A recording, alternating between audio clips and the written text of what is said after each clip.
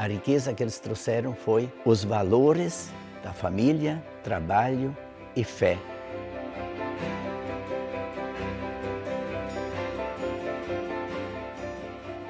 Existe a natureza e não existe tempo nem espaço. Para eles, a natureza é o que importa e o que é significativo para a sua subsistência e o amor que eles têm por a terra.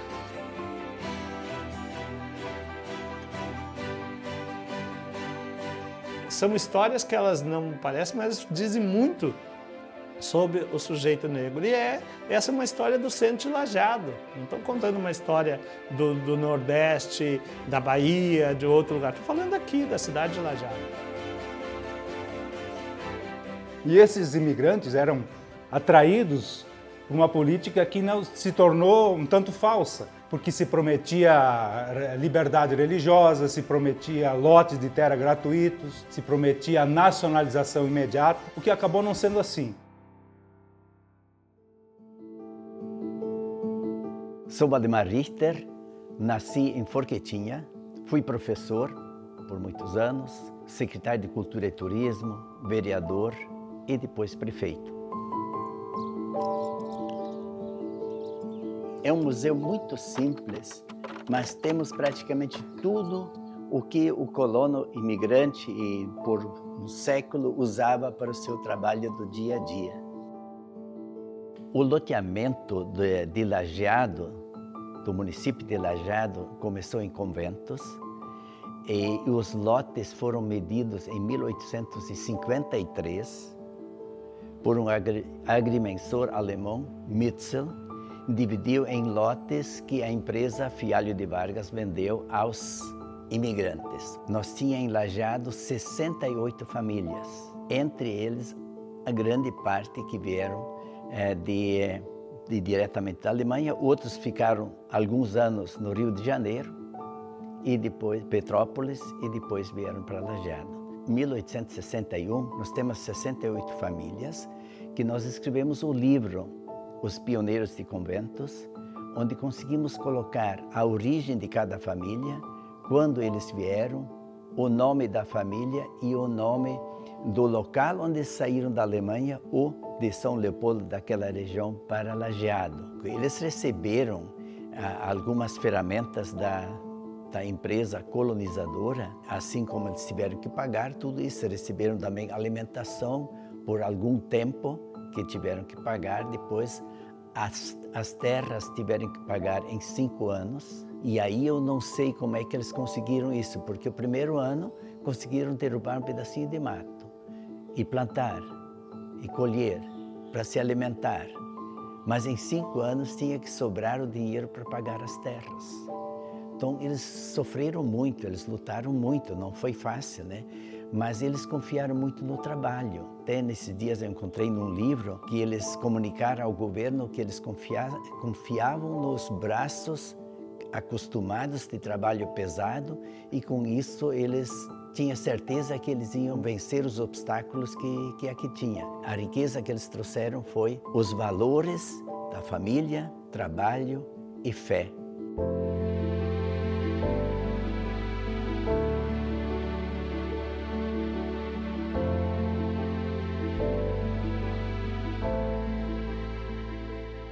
A melhor maneira de explicar o passado é através de um parque. E com certeza, se não tivesse começado esse projeto do Deutsche Koloniepark em Lajeado, essas casas não existiriam mais. Uma arquiteta avaliou a topografia e colocamos o projeto para transferir essas casas. E aí começou esse trabalho de transferir com muito cuidado, mantendo a originalidade, porque uma casa em Chaimel é possível transferir. Se fosse uma casa de alvenaria pura assim, sem essa madeira, não seria possível. Mas essa madeira que chama de Fachwerk, essa madeira entre os tijolos, né, ela é toda encaixada. Ela é toda trabalhada e numerada com algarismos romanos. Então nós abrimos essa madeira e já estava numerado, depois era só montar e colocar os tijolos novamente. E são 9 ou 10 prédios que foram transferidos pela iniciativa privada. Além do pórtico que vem do governo federal, Ministério da Cultura, e o Salão Troller, que faz parte do conjunto foi do dinheiro do consulado alemão, né? Agora, o que falta no parque é a vida dinâmica, o funcionamento. Falta muito para chegarmos ao objetivo com que o parque foi planejado. Quando, em 1824, quando os alemães chegaram, tinha uma escola no estado, pública, que era a escola militar. Os alemães começaram imediatamente a fundar escolas em cada núcleo que eles fundaram. Esse trabalho da educação, até 1939, nós tínhamos centenas de escolas no Rio Grande do Sul, e todas mantidas pela comunidade, pelos pais dos alunos. Em Lajeado, o Alberto Torres, o Sinodal de Conventos, o Martin Luther em Estrela, em Teutônia, né? O Gustavo Adolfo mais tarde. Então, isso são escolas particulares que surgiram lá desde o início da colonização, né?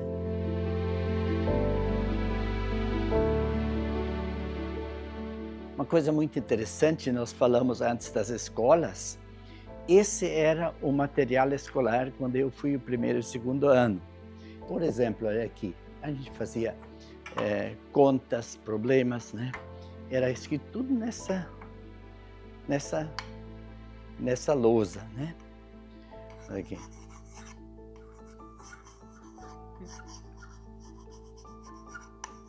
Mas a gente tinha que escrever bem pequenininho, porque senão enchia logo, né? E depois tinha um paninho, a gente apagava da lousa e tinha que guardar na memória. Isso era nosso tablet.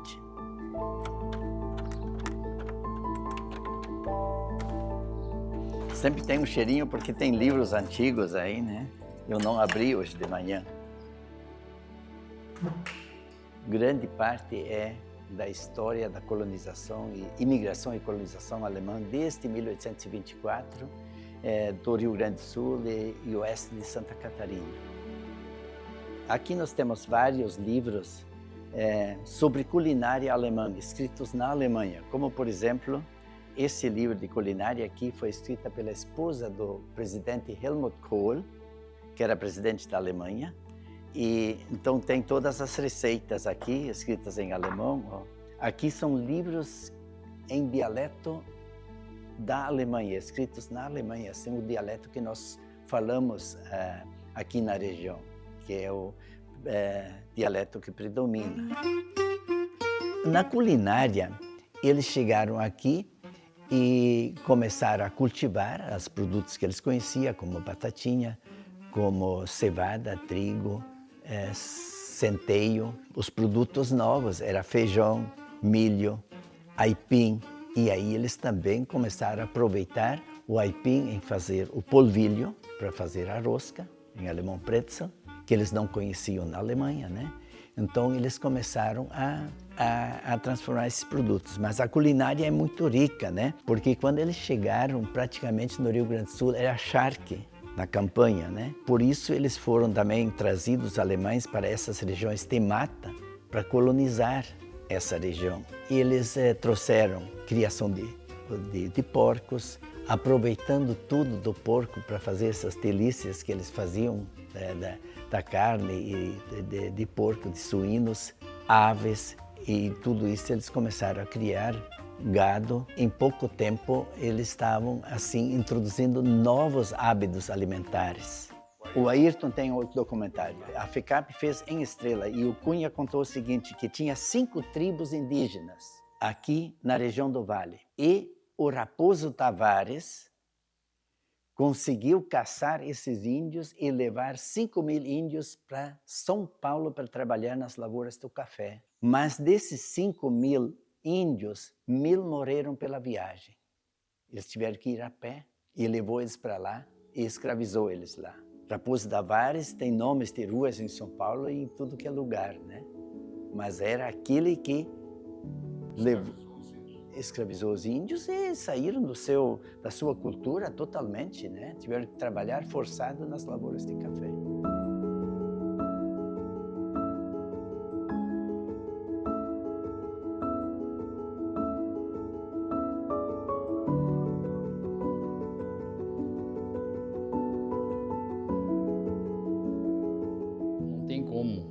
tratar de indígenas por eles serem nômades, sob o ponto de vista da geografia dos municípios, porque isso foi criado pelo homem branco. Então a gente aprendeu historicamente a dividir essas situações, as histórias dos municípios, os fatos e acontecimentos a partir da geografia do que foi estabelecido e principalmente em linha do tempo. Para os índios não existe isso. Existe a natureza e não existe tempo nem espaço. Para eles a natureza é o que importa e o que é significativo para a sua subsistência e o amor que eles têm por a terra. Que eles nem compreendem esse processo, né, de compra e venda de terras. Que para eles a natureza é a natureza e a natureza é de todos. Sou Ayrton Exter dos Santos, sou coordenador do Memorial de Estrela, sou pesquisador da história do nosso município do Vale do Taquari há 32 anos. Os indígenas, então, eles habitavam essa região de planície, próximo ao rio Taquari e aos arroios aqui da região. E eles tinham uma relação muito próxima com o rio, que eles chamavam de Tibiquari. Para alguns, Rio das Barrancas, para outros, Rio das Taquaras, mas de qualquer forma, Tibiquari na linguagem indígena. Eles se utilizavam muito da pesca, principalmente nos meses de verão, onde eles pescavam peixes, jacarés, rãs, sapos, tudo que existia. Então, nesse período do verão, eles se utilizavam muito da pesca. Quando a pesca e a caça nesses locais ficavam difíceis, então eles entravam na mata para abater animais maiores, tipo onça, por exemplo, né? As mulheres, elas se encarregavam mais de fazer as atividades relacionadas à colheita de frutas e essas coisas. Alguns, inclusive, plantavam alguma coisa e colhiam, né? Então, era comum de se perceber estas atividades e esta relação de família. Eles eram nômades, eles conheciam a mata, eles tinham essa dinâmica de deslocamento, inclusive, dependendo também da época do ano, eles faziam esse deslocamento, sempre buscando condições mais favoráveis, principalmente com relação à subsistência. E nós herdamos muito da cultura indígena, né? Por exemplo, na questão da farmacologia, né? Chás, tudo isso, todos esses ensinamentos, né? Que nos chegam até hoje, na gastronomia, né? Nós temos, por exemplo, o chimarrão, que a gente herdou dos índios, né? Nós temos muitas questões assim que sobraram, né? O aipim, né? Então tudo isso vai passando, né? Foi passando e algumas destas situações elas foram sendo incorporadas à cultura que hoje faz parte, né? Desta condição mais genérica, assim, da formação étnica das pessoas do Vale do Taquari do Rio Grande do Sul.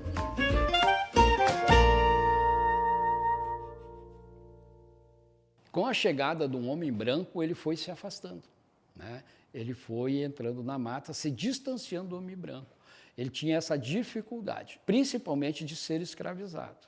Então, aqui, por exemplo, no município de Colinas, a ilha que existe ali no município de Colinas era utilizada para aprisionamento dos índios. E dali, então, eles eram levados para São Paulo para trabalhar nas lavouras de café. Mas o índio nunca foi uma pessoa que aceitou a escravidão, né? Pela sua alma, pelo jeito de ser, a sua relação com a terra. Os índios, aí depois tratados como bugres, eles foram se afastando desses locais mais urbanos. E o que a gente percebe é que em muitos locais, alguns quilombos, estes bugres residiam com escravos que já estavam, né, buscando também a sua condição de liberdade. Então tem histórias bonitas aí, por exemplo, desta relação que houve, dessa coexistência entre escravos e índios que, então, coexistiam, né, nessas regiões dos quilombos que se estabeleceram.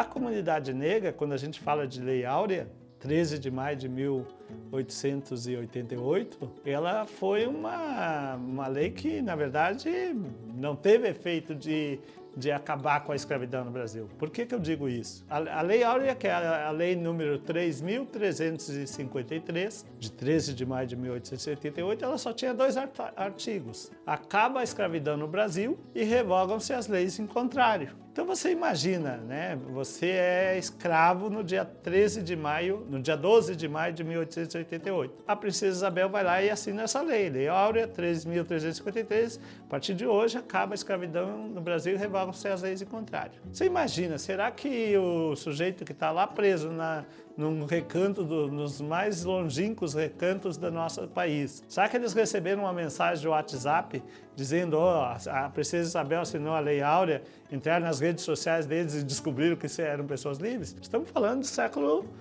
XIX. É claro que não tinha rede social, não tinha telefone. Então foi pelos jornais, publicação nos jornais diários, seja no nosso caso aqui, a Zero Hora, Correio do Povo, o Informativo do Vale, o Jornal A Hora. Não tinha esses espaços de comunicação dessa forma. Então a informação de que a lei surgiu, ela não chega de forma imediata e ela, portanto, não garante a abolição da escravidão.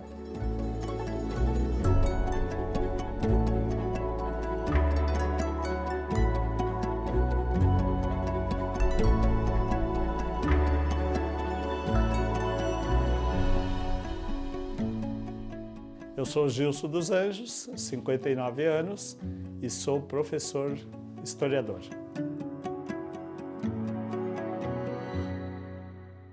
A chegada do povo negro no Vale do Taquari, em Lajeado, ela remonta ao século XVIII, porque a ocupação inicial do Vale do Taquari era de comunidades nativas, comunidades indígenas. O município mãe de Lajeado e Vale do Taquari se chama Taquari. E esse município ele foi colonizado, formado por casais açorianos e que na sua cultura já tinham o uso da mão de obra escrava. Nós estamos falando ainda do período imperial brasileiro. Foi os escravos que sustentavam a economia do país naquela época. Nós não tínhamos inicialmente as comunidades europeias, alemã e italiana aqui, eram mais os açorianos, né? Então, em função disso, eles começaram a vir para trabalhar nas grandes fazendas que existiam aqui. É preciso lembrar que hoje Lajeado é um município menor, mas era muito maior, e nós tínhamos as fazendas aqui na região, Fazenda Bom Retiro, Fazenda de Estrela e Fazenda Vila Nova. Então tu pega aí várias fazendas que usavam mão de obra escrava. E é por aí que os negros chegam a Lajeado e no Vale do Taquari como um todo.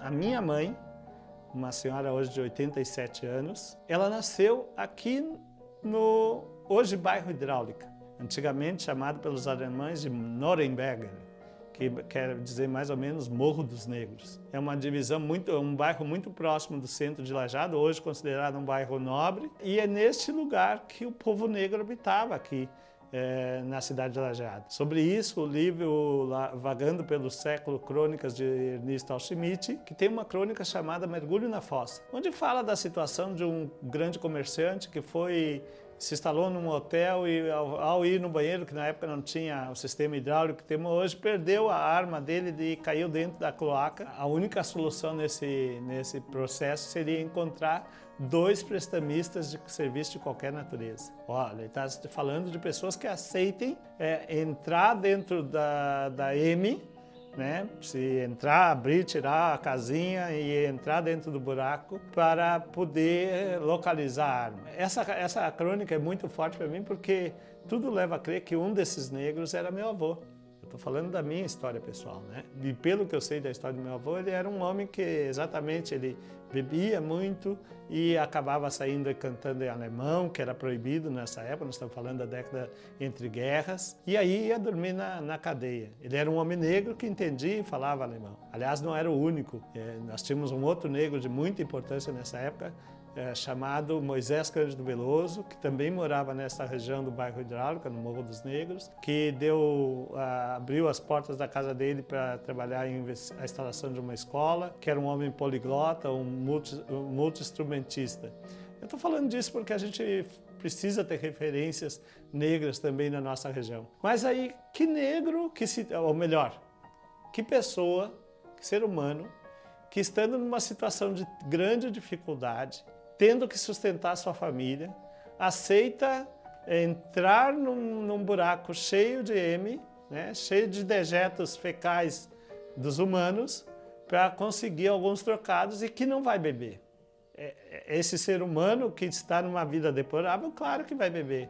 Então a narrativa, inclusive, da crônica, ela acaba sendo injusta com esses sujeitos, porque eles já eram vítimas de uma sociedade que os legava a uma situação de miserabilidade, de ter que mergulhar em dejetos fecais para poder ganhar sobrevivência para si e sua família. São histórias que elas não parecem, mas dizem muito sobre o sujeito negro. E essa é uma história do centro de Lajeado. Não estou contando uma história do Nordeste, da Bahia, de outro lugar. Estou falando aqui da cidade de Lajeado. Que é por isso que a gente tem que ver que esse povo, que primeiramente habitou muito o bairro Hidráulica, depois foi empurrado para a chamada chácara da prefeitura, que é do bairro Conservas para trás, bairro Santo Antônio. Uma parte deles habitou um outro lugar aqui na cidade chamado Piraí, que é ali no bairro São Cristóvão, que é um dos lugares que também está ganhando uma escala de grandes proporções no mundo do capital, ou seja, e os negros acabam sendo empurrados conforme a demanda do capital para mais afastados do que é a cidade. Qual era a cultura deles? A cultura da solidariedade, né, dentro do possível, porque eles não tinham, na verdade, a condição de ter família, eles não tinham o direito de ir e vir, eles se reuniam, eles tinham que ficar restrito ao espaço onde estavam trabalhando. Então nós estamos falando de uma comunidade de pessoas muito humilhadas, de certa forma, muito simples, e que não tinham a liberdade de viver essa cultura. Até porque dentro da questão alimentar, eles não tinham, que nem hoje se tem a possibilidade de ir no mercado, ou não tinha a propriedade deles para poder produzir animais. Então qual era a comida do povo negro? Eram os restos. O resto, a carne que era o pezinho, o rabo do porco, a cabeça, as partes que não serviam para o homem nobre, para o homem que tinha o poder econômico, que tinha a capacidade de tomar as decisões, que era ser proprietário, comia as carnes nobres, sobrava para os negros, se quisessem, aproveitar os restos. E aí surge o mocotó, aí surge a feijoada e tantos outros pratos, né, da base da cultura africana. E a gente diz cultura africana nesse caso, mas da cultura negra brasileira propriamente dito.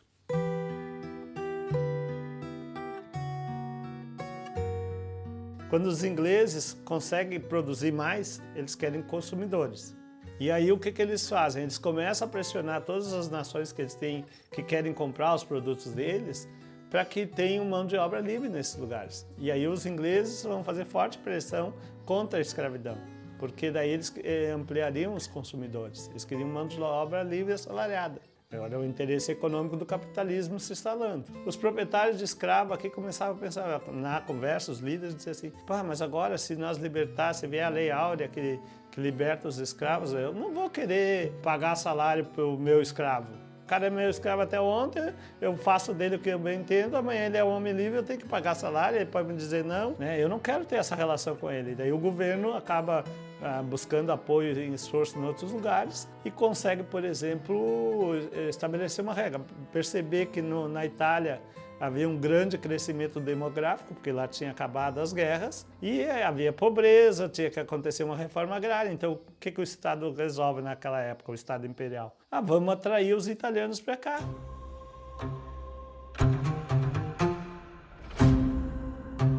A imigração italiana é importante entender que ela vem de um contexto maior de Brasil. Há uma política nacional de imigração europeia, por alguns motivos, porque já se tinha ideia e estava ocorrendo o processo da abolição da escravatura. Então há um projeto nacional de trazer imigrantes para a mão de obra brasileira e, inclusive, um projeto para branquear a população brasileira, trazendo imigrantes europeus. E o que acabou acontecendo com italianos, com alemães, enfim, com várias etnias da Europa. E esses imigrantes eram atraídos por uma política que não se tornou um tanto falsa, porque se prometia liberdade religiosa, se prometia lotes de terra gratuitos, se prometia nacionalização imediata, o que acabou não sendo assim. Então a grande maioria da imigração italiana vem num primeiro lote e vai para São Paulo trabalhar nas lavouras cafeeiras. E o que não deu muito certo, porque a abolição da escravatura já tinha acontecido, mas o sistema servil, o sistema de trabalho escravo continuava nas fazendas. Então o que se pensou? Vamos levar eles para o Rio Grande do Sul. Essa visão romântica de que o italiano escolheu as terras do Rio Grande do Sul por ser uma terra muito parecida com a da Itália, acidentada, pelo clima ser subtropical, frio, como da Itália, isso é uma visão muito romântica. Eles foram direcionados intencionalmente para o Rio Grande do Sul, com 3 propósitos. Primeiro, ocupar território. Segundo, defender o território sul-brasileiro das guerras platinas aqui e produzir alimentos para o exército que fazia divisa e fronteira. E nisso vem 2 correntes de imigração italiana para cá.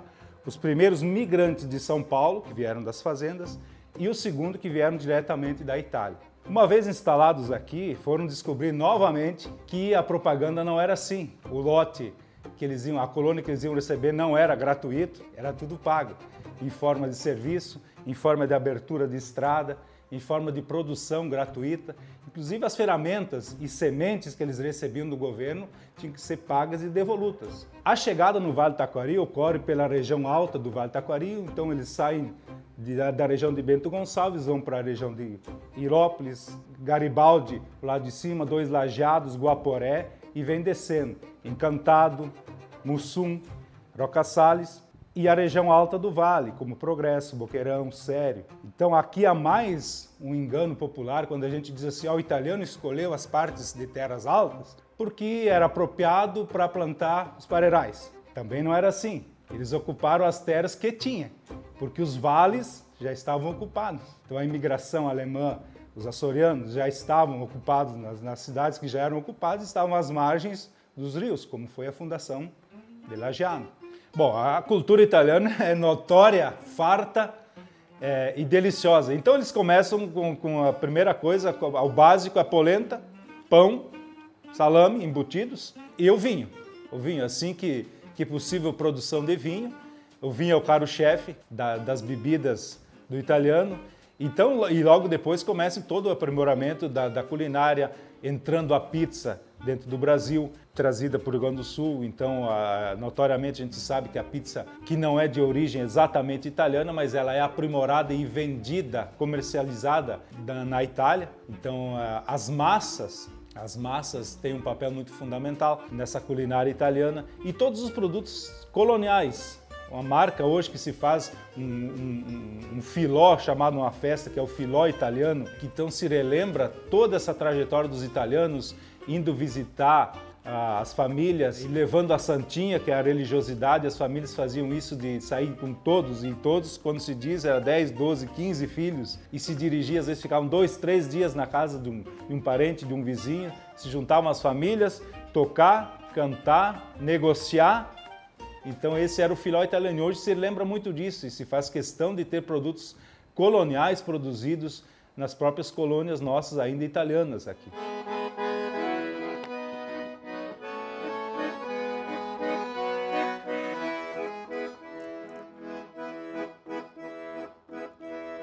Nell'America noi siamo arrivati. Abbiamo trovato né paglia e né fieno, abbiamo dormito sul nudo terreno, come le bestie abbiamo riposato. America América, América, América, cosa sarà la sta América? América, América, América, vem bel mazzolino de fior. Grande saluto a todos e dizer ainda que a riqueza da nossa cultura se propaga e se mantém desta maneira porque nós somos todos da mesma raça. Nós somos gaúchos italianos, gaúchos alemães, gaúchos africanos, gaúchos indígenas. Então, esta grande verdade que é a nossa cultura, essa nossa riqueza multicultural que faz a gente um povo grande e feliz. E nós queremos sempre lembrar do respeito a essas culturas todas que estão aqui e de como nós vivemos em paz aqui com essa cultura, com todas as culturas intrínsecas aqui e o respeito a todas elas e o convívio pacífico. Allora, grande saluto a todos, pace e uma boa vita!